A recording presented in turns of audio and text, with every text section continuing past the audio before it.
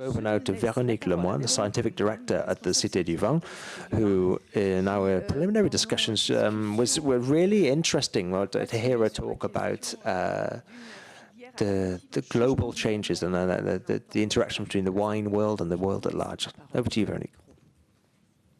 Thank you. I'm sorry, I'm not going to talk to you too much about the wine industry. That's not my business, but I'm more going to talk about images and the imagination. So the image of wine, the way that we represent the imaginary dimension of wine, what I wanted to talk about in talking about this is talk about not just about culture, but what lies behind culture. The mental images and the reputation you have it. And I think that's what really underpins wine. Here's a simple question. Why do we drink wine? Because if nobody is drinking wine anymore, if the desire for wine is reducing, the practice, the gesture of wine drinking is in decline, we need to realize why. So here's two examples, a couple of centuries apart.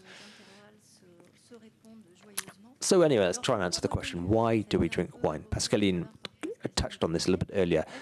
Is it because of its chemical content? Is it because it's content of acids, sugar?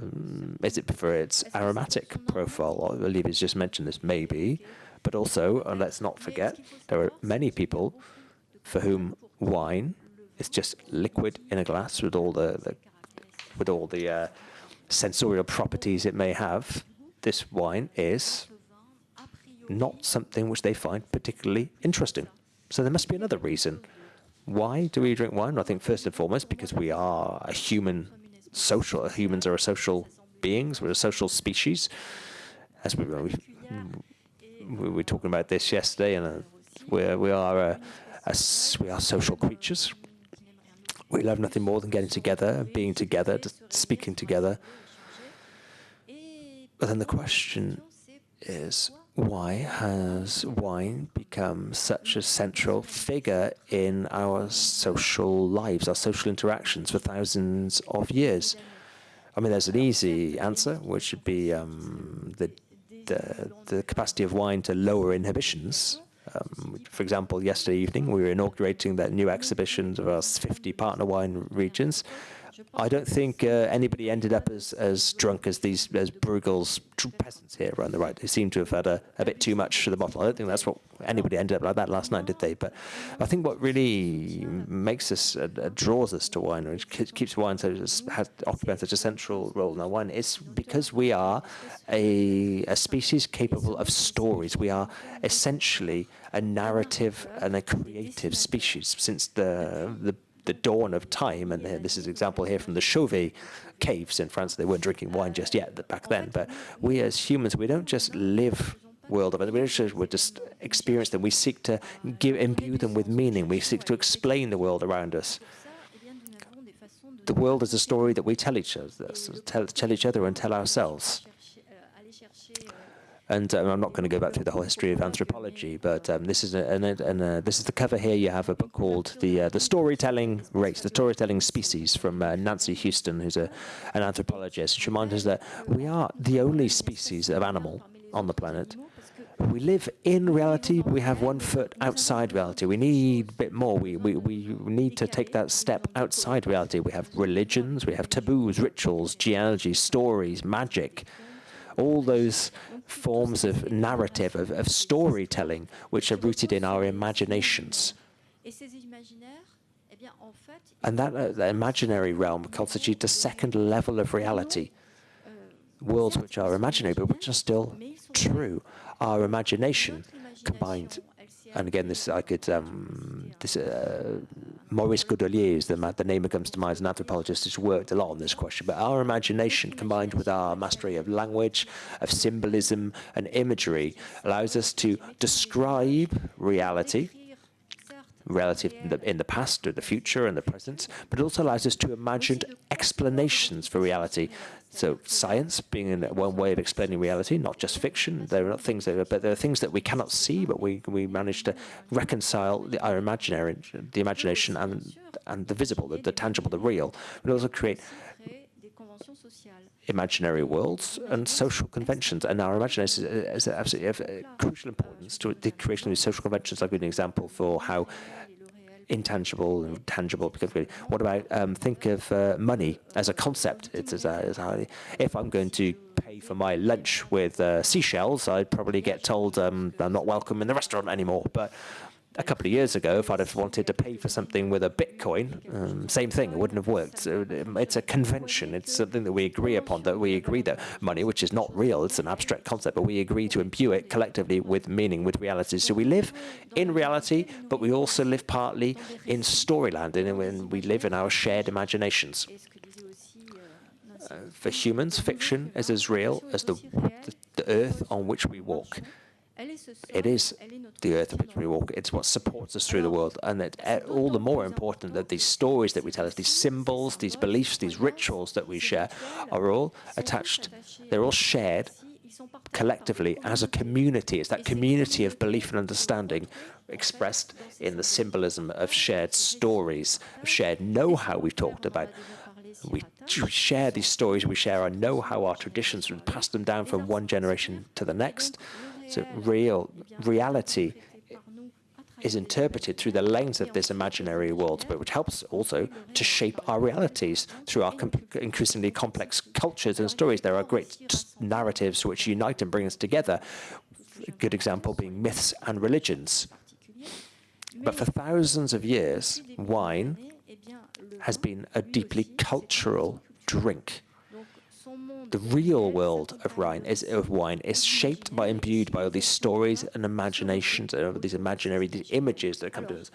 So what is the story that wine has been telling us for more than 8,000 years again, and what has wine accrued and accumulated over those thousands of years? Well, here, for an example, is at the far left, this is a tomb from 6th millennium BC in China. This is a flute player who's been buried with jars which didn't contain wine, because McGovern has conducted a chemical analysis. It was a fermented drink made with, among other things, grapes. So that is the oldest surviving trace of fermented grape juice, which is here eminently associated with the world beyond, the afterlife. And very often you find in ancient communities wine is associated with the afterlife, with the other world, with gods and the supernatural. And that's something which has run through all from ancient times down to modern societies. See examples here of the connections between. This is from ancient Hebrews and straight from Canaan.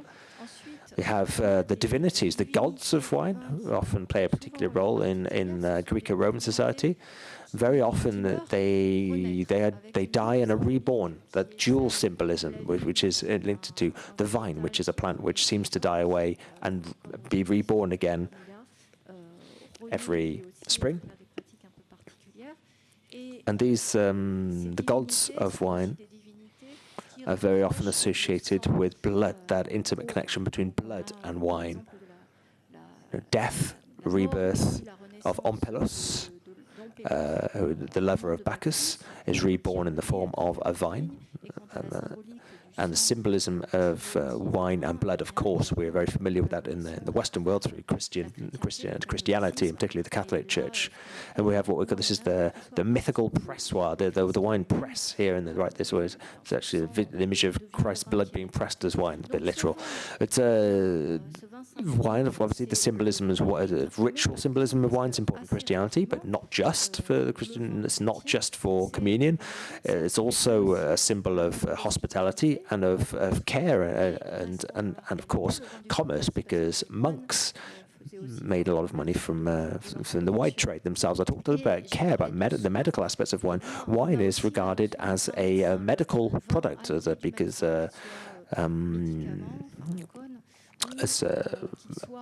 either as a drug or used in. If you've got wine products, you've got this is a papyrus on the far left.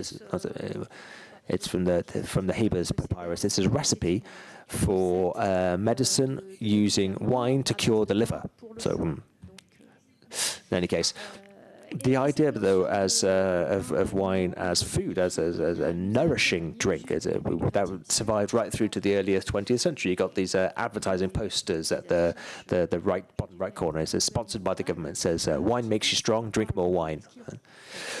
But wine, of course, also is intimately associated with the idea of sharing and even of seduction. Over the centuries, wine has been a symbol of sociability. We've talked about that already. And sociability, coming together also, there's an art of living. There is a whole range of arts, including of crafts associated with it. There is a certain relationship to wine, which is emblematic of wine civilizations. The idea of, and this is particularly important in ancient Greece.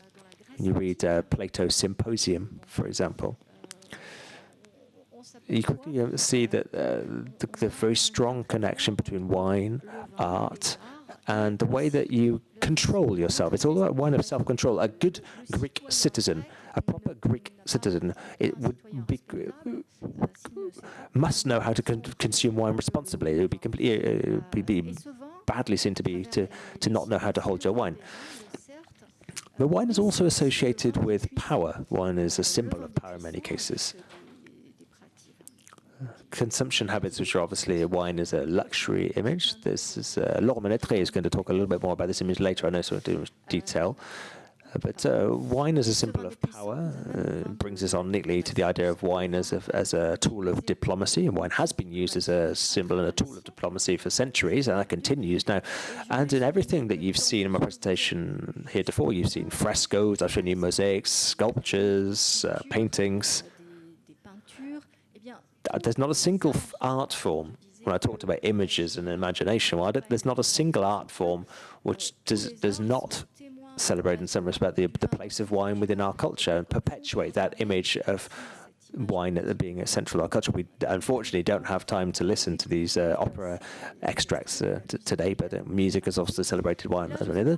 I talked a little bit about the consumption of wine, the sharing of wine. There's also, on the wine growing side of things, there is a great science, a long history of wine science, which has developed over the centuries.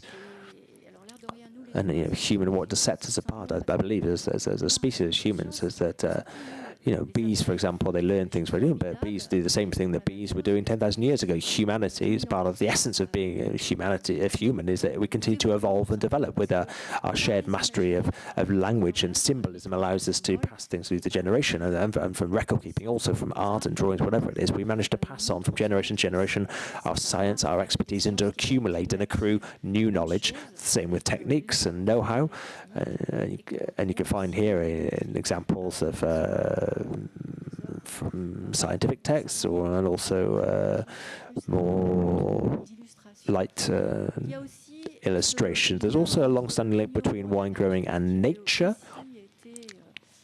which has been celebrated in art throughout history.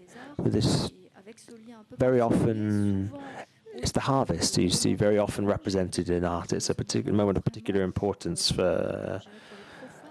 Even if you're not an expert in wine, you understand the importance of the wine grower's trade, and at that moment, and that particular link between wine and nature. We were talking a little bit about aromas and aromatic profile earlier, but the fact that the aromas of wine reproduces, in some respect, the character of its terroir. That's something that Colette was very keen about. And the idea of wine as being rooted in its territory, and Olivier touched upon this earlier, the idea of a terroir being, whether it's a positive or negative association, the fact that wine is indissociably rooted in its territory, that's been celebrated in art for many years. You can see a fresco here on the right. This is from, no, I'm sorry, I'm getting mixed up to left and right.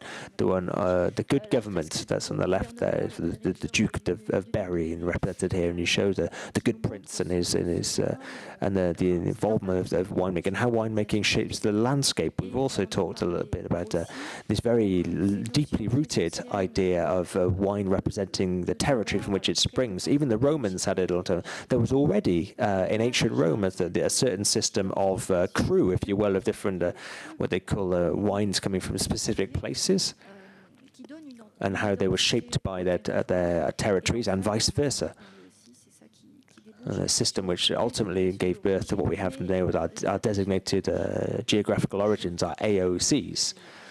I mean, they're very. I mean, they're rooted in a very concrete reality, but it's also. I mean, they also, to a certain extent. I mean, they're just lines drawn on a map with specifications that have been defined over the years, but they are liable to change.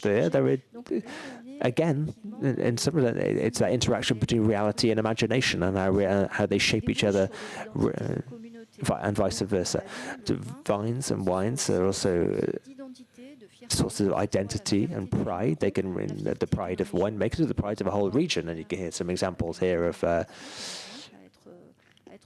importance of wine as a symbol of global human heritage. So wine is deeply rooted in 8,000 years of values, images, histories, stories, imagination, which is, I think it could be, in some respects, what underpins the wine in its entirety, its relationship to humanity, but also to the world, the idea of heritage, of transmission, of sharing, 8,000 years of values and shared imagination. But these values and these traditions, by definition, they're imaginary. Imagination is by its very nature imaginary, which means that it's liable to change.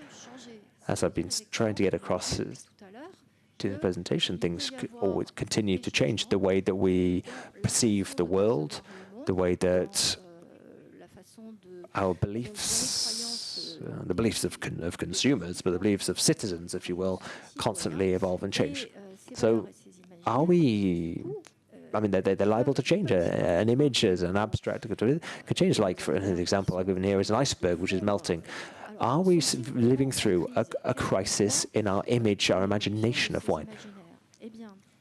I mean, there are certain things which are disappearing. For example, there are not many people left anymore who drink wine because it's a holy drink. Health, no one's drinking wine for its health benefits anymore. And the other ideas like conviviality, sharing, hospitality, are we losing those things? Because, as has been mentioned earlier, there are rivals, there are alternatives. You know, it's very nice to drink a kombucha with a friend or drink an orange juice with a friend. So wine's doesn't have a monopoly on these things. On the other hand, there are societal expectations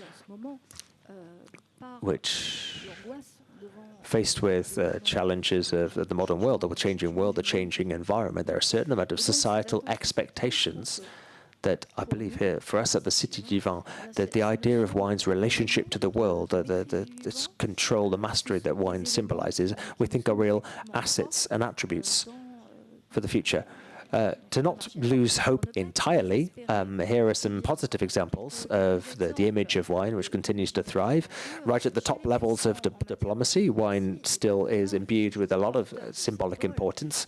My PowerPoint I did before the start of this week. So I could say wine for sure, but we didn't know that when I was putting this together. Here's images of wine from recent films and television programs, relatively recent. The tasting, that's in 2022. The others are slightly older, but it's just the idea that wine is associated with taste, with ritual, with sharing, with conviviality. Wine for heroes, I'm sure you can all spot the films here. It's not just we've got the traditional, you've got Angelus here, James Bond. There's also Ratatouille. Everyone's seen Ratatouille. I think it's also quite surprising in series which really occupy a different space in popular culture. Popular is the word of this. You see wine in series such as, for example, Game of Thrones. If you haven't seen Game of Thrones, look very closely next time you see an episode. You see it's an incredible number of references to wine throughout the series, and the symbolism of wine, whether it's wine as a luxury product, wine as something associated with powerful people, wine as a symbol of treason, a betrayal. It's everywhere. Even really surprising places you find wine. Breaking Bad, you may remember, a thriller about drug trafficking, which doesn't really seem to have anything much to do with wine. But why is wine in these moments? Well, wine's there because occasionally it's appropriate. It's there to explain something about, it tells you something about the characters and the relationship between the characters, whether it's the camaraderie between Walter and Jesse there, which ends badly. It's probably not the best example we could have given, but how about a couple reconciling? Again, spoiler, didn't end well, but there we go.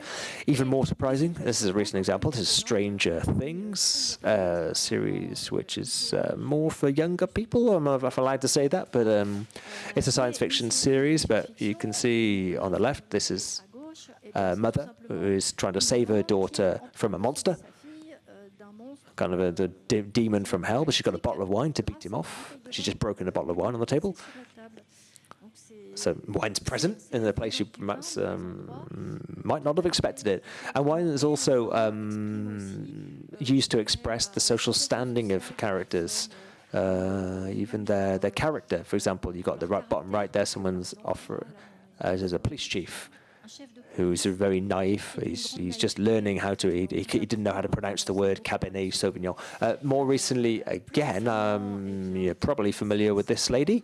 There was a recent episode of her docu-series, the behind-the-scenes tour series, which there was a wine grower in Sancerre, which is the wine sold out because you could see Taylor Swift drinking a glass of it. I'm not going to dwell too much on this slide because this is more of a question that I'm going to raise for our speakers this afternoon about the symbolism of wine, the symbolic associations we have of wine. Do those symbolic associations continue in the modern day? I don't know. That's a question more than an answer. Another part of wine imagery, the new narratives that we're seeing spring up about wine growing, the connection between wine growers and nature, the fact that we have to all constantly adapt to nature these days and to protect nature also, protect the life in all its forms with, again, as I'm echoing here what was being said earlier by Olivier, is that science has always been at the forefront and supporting and driving changes in the wine growing profession, which didn't wait for journalists or for consumers to tell them that it was time to move, because wine growers are on the front line at all times, and they've been very good at adapting and reacting for much longer than the media might have you believe. And of course, the connection which I've highlighted with these images is the connection between wine growers, and the landscape, the territory that they help to shape. And this is an interesting idea, that the evolution of the values and the images of wine culture for years and decades. You're familiar with these wine magazines, specialist magazines, but also wine has really infiltrated pop culture with fiction. Goutte de the drops from heaven, which is that manga you may be familiar with. There's also other comic books as well, and on the screen again, wine on the big screen. It's a constant presence. And again, associated with that, a certain vision of what wine represents, what wine making represents, and what it means in the context of our human relationships. It's reflected in wine's presence on the screen. Our role as a cultural institution is not to be representatives of propagandists for wine, as Olivier was saying a moment ago, but it's more about teasing out the different threads of the historic, profound connections between wine and the broader culture. That iceberg image I like to come back to, that there's deeper than we believe. We're going to continue to develop and nurture that imagination, the images of wine. And here at the Cité du Vin, we are really convinced of the importance of supporting that continued evolution and transmission with closer understanding of, and you can look at I invite you to look at our program of cultural events. My colleague Melanie could tell you more about that if you're interested, but to continue showcasing, championing all the continued evolution of the wine sector, and to support the nurture new narratives, new images, and new ways of thinking about wine, which have been continue to evolve as they always have done. That's all for me. Thank you very much.